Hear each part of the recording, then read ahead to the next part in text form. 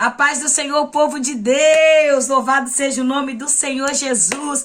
Último vídeo desse ano de 2023, glória a Deus, até aqui nos ajudou o Senhor, por isso estamos alegres. Dia 29 de dezembro de 2023, aleluia, estamos contando já os segundos para o último ano, para o último dia do ano, né? Estamos chegando, o último dia do ano será no domingo, louvado seja Deus, Deus é bom, Deus é fiel, né? Gratidão, irmãos, nós estamos vivos, passando pela Covid, passando por tanta prova, por tanta luta, por tanta dificuldade, e Jesus ali nos sustentando, nos dando força, nos dando vida para poder permanecermos. Eu sou grata a Deus, seja grata ao Senhor por tudo. Deus tem feito coisas grandes em nosso meio, nós somos alegres em Cristo Jesus, amém? Vamos adorar a Deus, mais uma vez com o vídeo sendo gravado, Carta aos Romanos, capítulo 2, o versículo é o 17, nós vamos encerrar o capítulo 2 hoje, para a gente entrar no capítulo 3 na segunda-feira, para a glória de Deus, amém? Primeiro dia do ano, nós iniciaremos o capítulo 3 de Romanos, e eu acredito que o Senhor tem algo tremendo para fazer em nossas vidas. Você acredita? Então fique firme, permaneça e não oscile.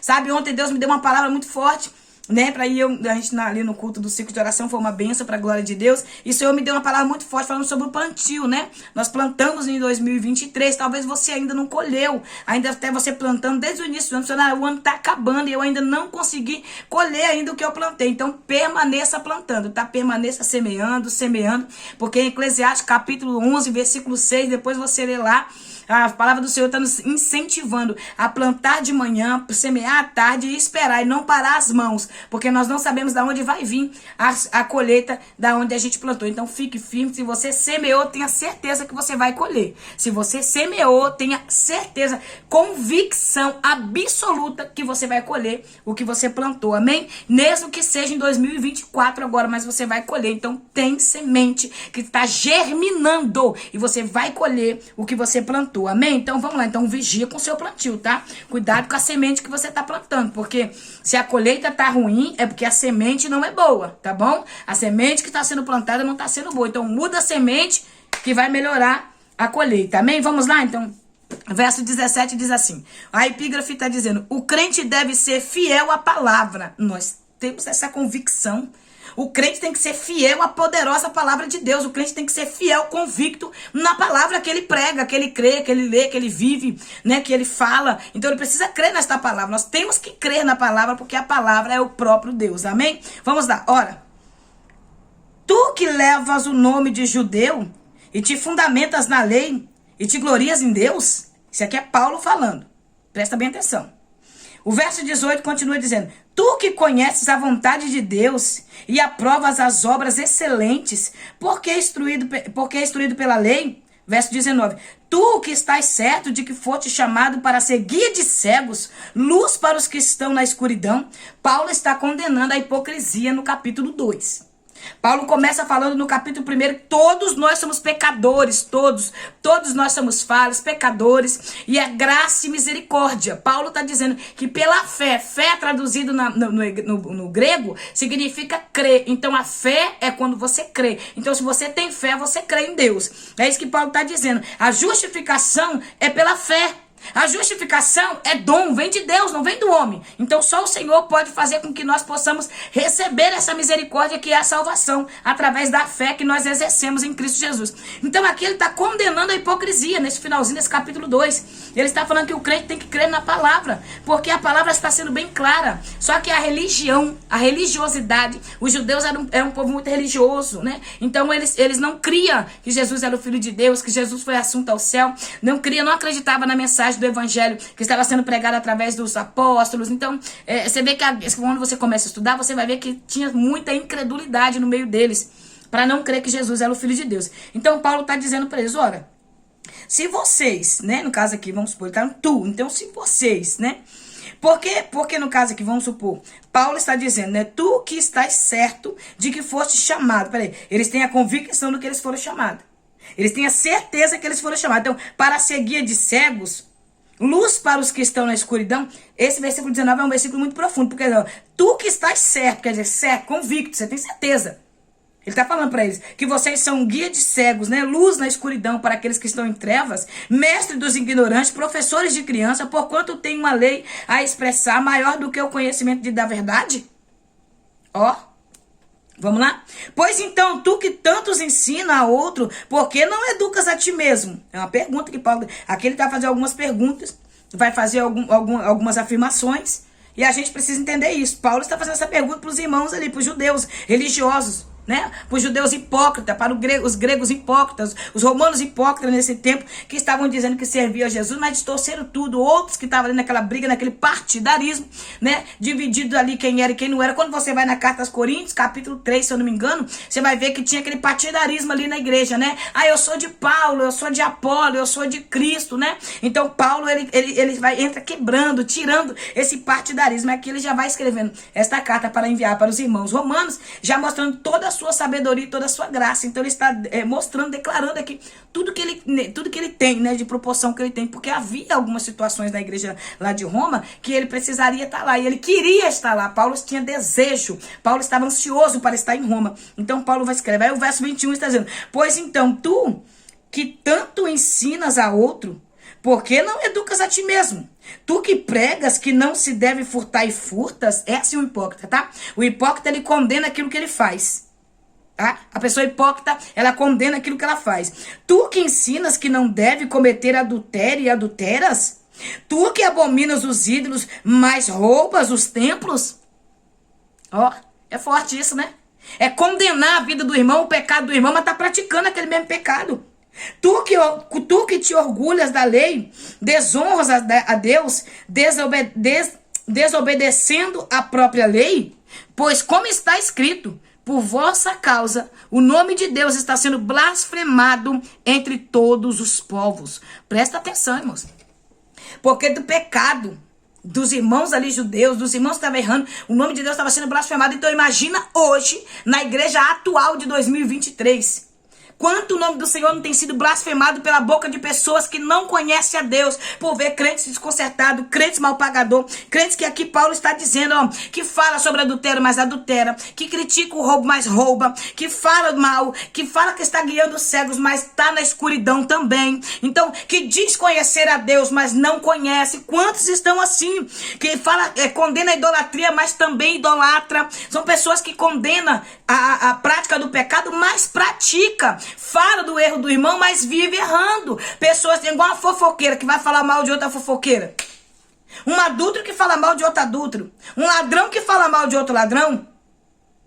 As pessoas gostam de apontar o erro dos outros, mas não gostam de ver o seu próprio erro. As pessoas começam a criticar muitos que roubam, mas quando ele recebe um troco a mais, eles não devolvem. Né? Quando alguém se engana num troco e passa um troco a mais, a pessoa enfia no bolso e vai embora. Mas critica os ladrões que roubam, que coloca arma em alguém e rouba, passa telefone, tudo que tem. Mas um troco a mais a pessoa não devolve. Acha algo facilitado ali, sabendo que tem dono, passa a mão, carrega e acha que aquilo não é roubo. Hã? Irmãos, é algo muito sério. Compra e não paga. Isso é roubo. Isso é furto. Eu vou comprar na mão do irmão e não vou pagar ele. Eu estou roubando o irmão. Hipocrisia. É isso que nós estamos vivendo. Um tempo de pessoas hipócritas. Um tempo de pessoas ignorantes que falam de Deus sem conhecer a Deus. Que falam que Jesus faz sem ser transformado, porque não permitiu o Senhor transformar a sua vida. Então, por causa desses tipos de pessoas, o nome do Senhor tem sido blasfemado.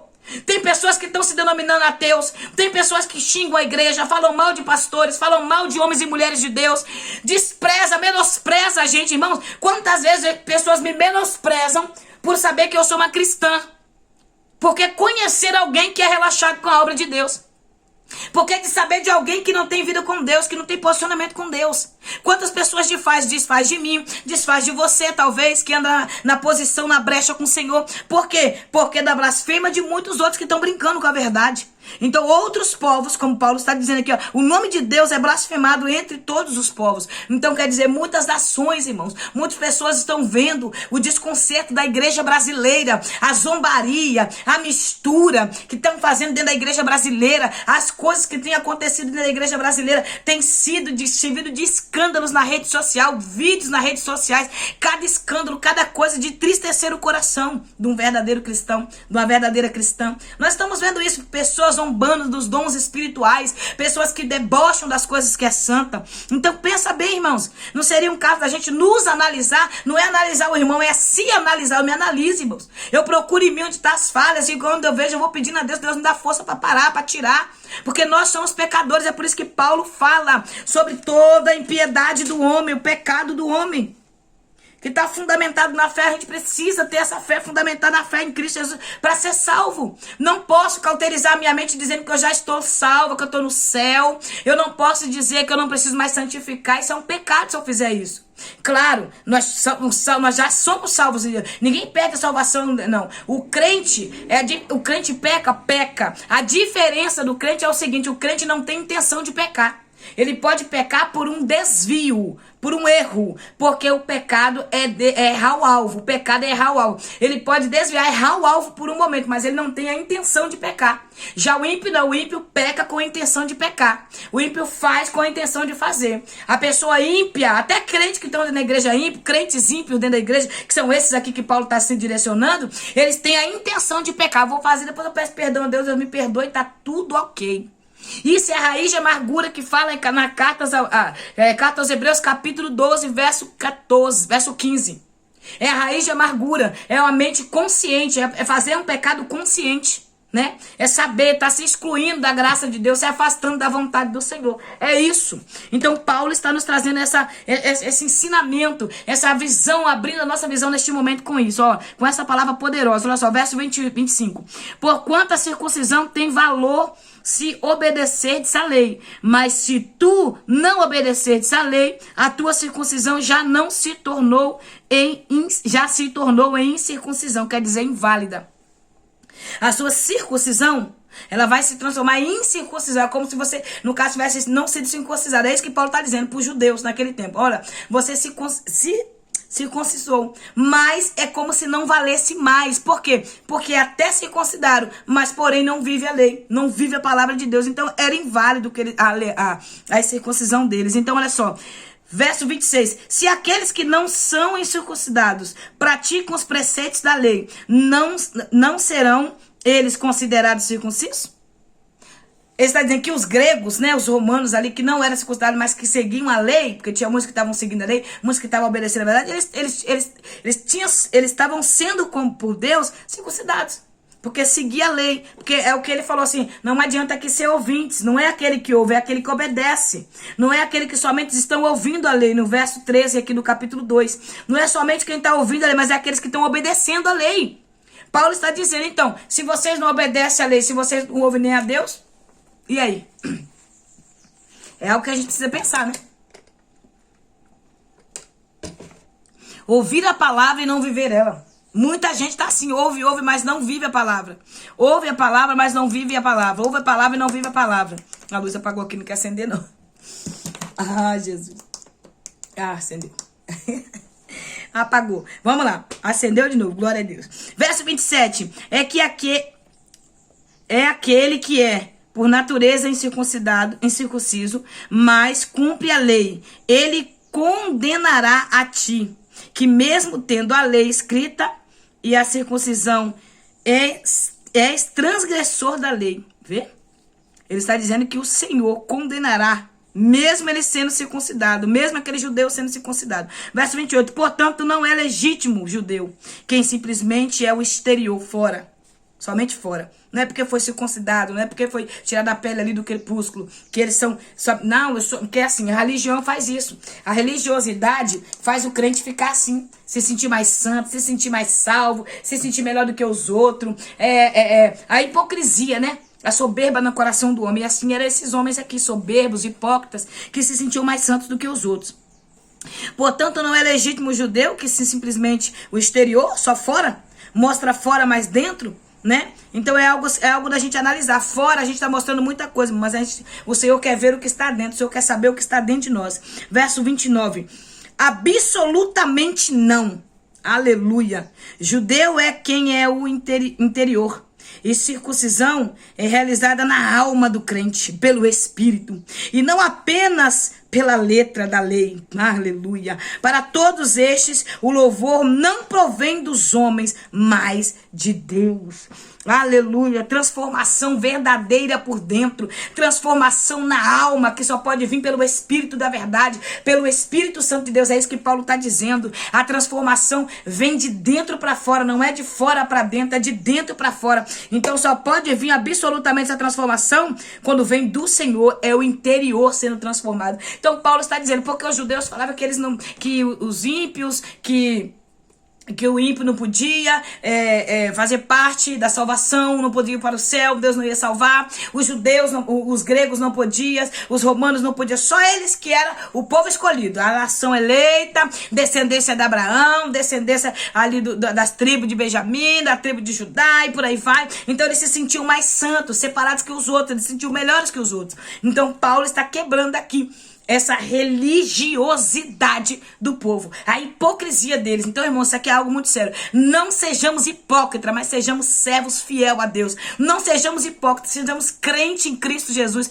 um pequeno Cristo na terra, seguindo o exemplo, seguindo a palavra. É isso que nós temos que ser. Deixar a palavra de Deus nos transformar de dentro para fora. Uma transformação de caráter, uma transformação de vida. Amém? Deus abençoe sua vida, que a paz do Eterno te alcance, que a graça e a misericórdia do Senhor te fortaleça. E lembre-se, todo cenário, quando está para ser mudado, algo acontece.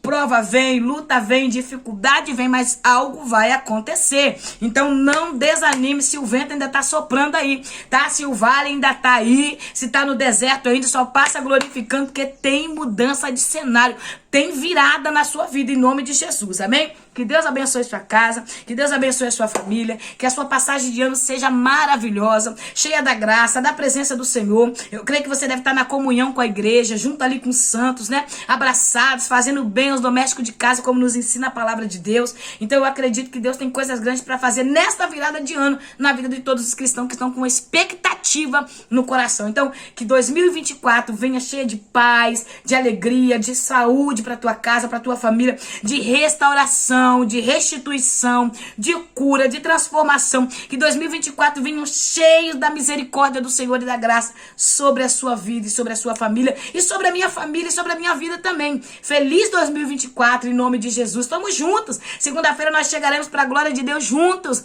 em 2024, se assim Deus permitir. Isso é se a igreja não subir antes, tá? Porque a igreja pode subir a qualquer momento. Não esqueça disso. Cuida da sua vestimenta, cuida da sua vida com Deus, para que você não perca o arrebatamento, tá bom? Deus te abençoe. Se inscreva no canal, dá o like, eu sempre esqueço. Eu tava lembrando direto, mas eu acabo esquecendo. Então se inscreva no canal, dá o like, compartilha, amém, esse vídeo para a glória de Deus. Deus te abençoe em nome de Jesus. Feliz 2024, tamo junto! Desperta, crente, receba essa palavra poderosa que vem da parte de Deus, palavra de avivamento. Seja grato no nome de Jesus, amém? Deixa eu orar pela sua vida. Olha eu encerrando o vídeo sem orar.